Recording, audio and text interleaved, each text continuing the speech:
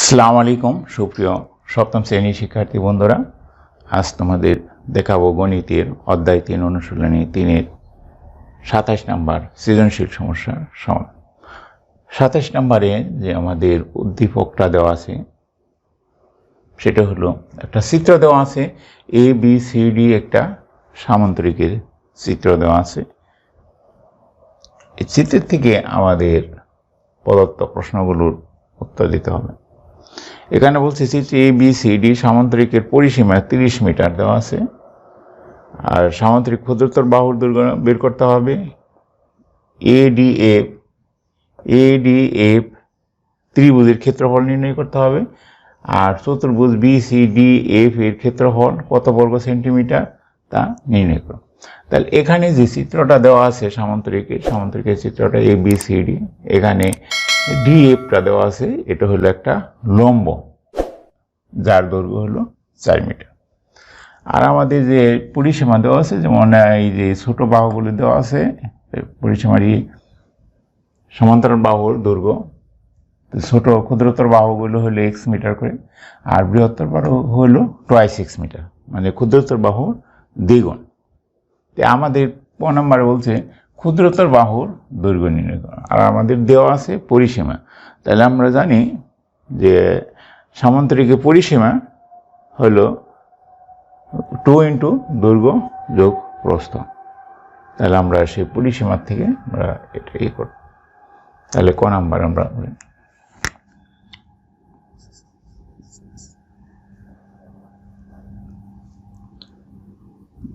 পরিসীমা সমান 2 ইন্টু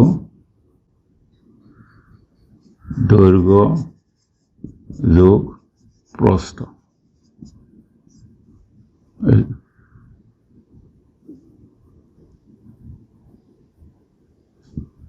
তাহলে আমরা এটাকে প্রস্থ বলতে পারি, এটা দৈর্ঘ্য, এটা প্রস্থ বলতে পারি, এটা কিন্তু উচ্চতা নয়।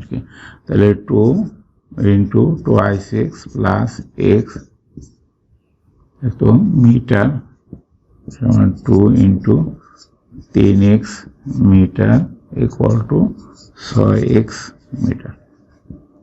তো শর্ত মতে এই পরিসীমাটা হলো আমাদের 30 মিটার দেওয়া আছে। তাহলে আমরা লিখতে পারি শর্ত মতে 6x ইকুয়াল টু 30, বা x ইকুয়াল টু 30-এ আমরা যদি 6 দিয়ে ভাগ করি তাহলে x ইকুয়াল টু 5। তাহলে x তো হলো সবচেয়ে ক্ষুদ্রতর, তাহলে আমরা ক্ষুদ্রতর বাহুর দৈর্ঘ্য পেয়ে গেছি। তাহলে ক্ষুদ্রতর বাহুর দৈর্ঘ্য 5 মিটার। এটা আমরা উত্তর লিখব না, তো ক্ষুদ্রতর বাহুর দৈর্ঘ্য 5 মিটার। এরপরে হলো আমাদের খ নাম্বার, এডিএফ ত্রিভুজের ক্ষেত্রফল নির্ণয় করতে হবে। তাহলে এডিএফ ত্রিভুজ হলো একটা সমকোণী ত্রিভুজ। এই ত্রিভুজের আমরা দুইটা বাহুর দৈর্ঘ্য পেয়ে গেছি, কিন্তু আর একটা বাহুর দৈর্ঘ্য আমাদের জানা নেই। তো ত্রিভুজের ক্ষেত্রফল হাফ ভূমি ইন্টু উচ্চতা, সেই অনুসারে আমাদের করতে হবে, কিন্তু ভূমিটা তো আমাদের জানা নেই, উচ্চতাটা জানা আছে, আর একটা বাহুর দৈর্ঘ্য জানা আছে। তাহলে এখান থেকে আমাদের এই এফ এর এটা নির্ণয় করতে হবে। তাহলে আমরা লিখব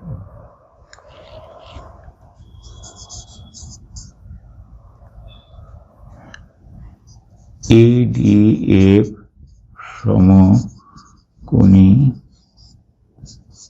ত্রিভুজে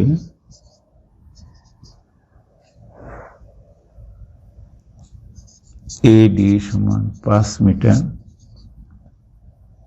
ডিএফ সমান 4 মিটার। তাহলে আমরা পিথাগোরাসের উপপাদ্য থেকে আমরা এই অতিভুজের উপর বর্গক্ষেত্র, অপর দুই বাহুর উপর বর্গক্ষেত্রের সমষ্টির সমান এই সূত্র প্রয়োগ করে আমরা করব।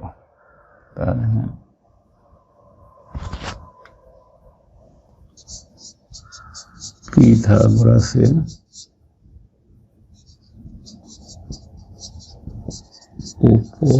উপপাদ্য হতে বাই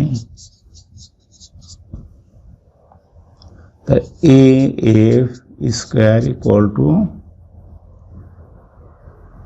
এ ডি স্কোয়ার বিয়োগ ডিএফ স্কোয়ার বা A F square equal to AD হলো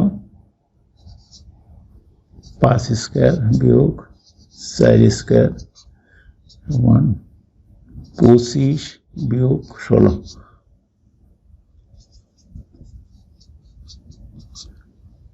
বা A F square equal two 9 সুতরাং এ এফ ইকুয়াল টু 3 তাই এটা যদি আমরা বর্গমূল করি 9 বর্গমূল হলো 3 এ এফটা আমরা 3 পেয়ে গেলাম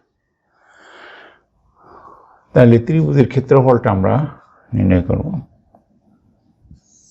সুতরাং এ ডি এফ ত্রিভুজের ক্ষেত্রফল সমান হাফ গুণন ভূমি গুণন উচ্চতা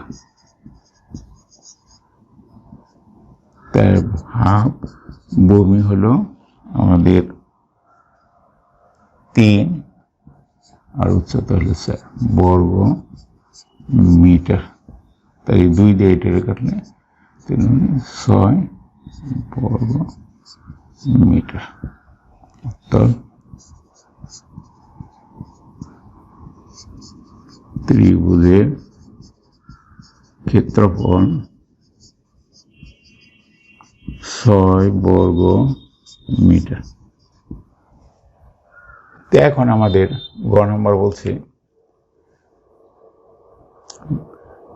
BCDF চতুর্ভুজের ক্ষেত্রফলটা নির্ণয় করতে হবে তার মানে আমরা ত্রিভুজের ক্ষেত্রফল নির্ণয় করতে ত্রিভুজের বা দিয়ে যে সামান্তরিকের ক্ষেত্রফলটা আছে সেটা আমাদের নির্ণয় করতে হবে তাহলে এটা নির্ণয় করার জন্য আমরা একটা কৌশল অবলম্বন করতে পারি সেটা হলো আমরা সামান্তরিকের ক্ষেত্রফল নির্ণয় করব সামান্তরিক ক্ষেত্রফল থেকে আমরা ত্রিভুজের ক্ষেত্রফল বাদ দিলেই তাহলে আমাদের এই চতুর্ভুজের ক্ষেত্রফল মিলিয়ে দেয়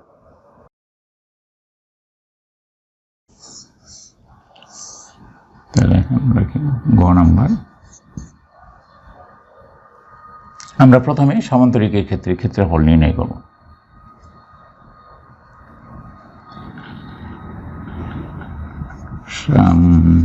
সামান্তরিকের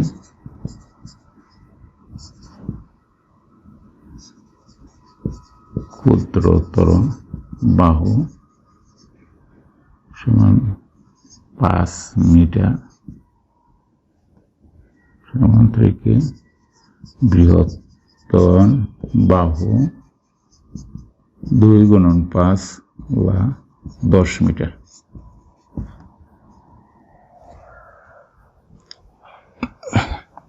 আমরা জানি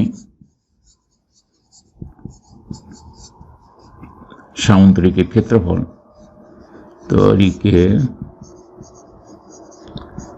ক্ষেত্রফল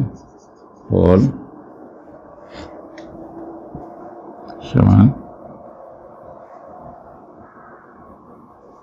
ভূমি গুণন উচ্চতা তো উচ্চতা কিন্তু আমাদের দেওয়া আছে 4 মিটার আর ভূমি হলো 10 মিটার ক্ষেত্রফল এটা হলো সামান্তরিকের ক্ষেত্রফল তাহলে ভূমি হলো আমাদের 10 মিটার আর উচ্চতা হলো 4 মিটার তো বর্গ মিটার টু 40 বর্গ মিটার এখন আমাদের এই চতুর্ভুজের ক্ষেত্রফল তাহলে চতুর্ভুজ BCDF এর ক্ষেত্রফল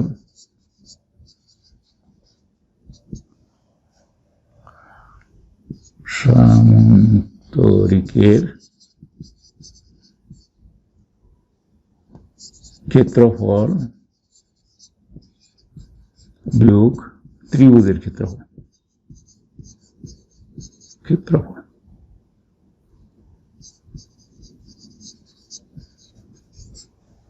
তাহলে আমরা সামান্তরিক ক্ষেত্রফল থেকে ত্রিভুজের ক্ষেত্রফল, তাহলে আমরা লিখতে পারি 40 বিয়োগ 6 বা 34 বর্গ মিটার।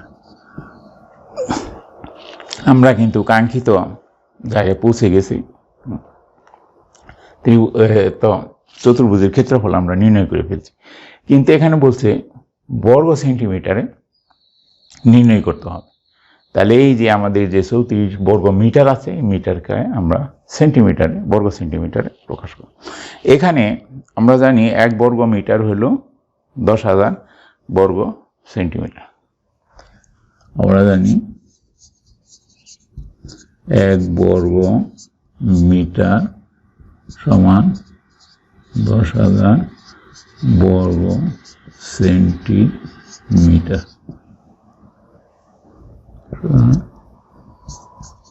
ক্ষেত্রফল 34 বর্গ মিটার সমান 34 গুণন 10,000 বর্গ সেন্টিমিটার। তাহলে এটা আমাদের গুণ করলে সেন্টিমিটারে চলে। তাহলে এখানে 34 বর্গ সেন্টিমিটার। তাহলে আমরা উত্তরটা লিখে, উত্তর ক্ষেত্রফল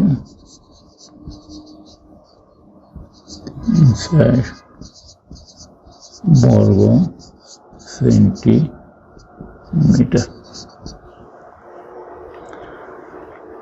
ধন্যবাদ বন্ধুরা।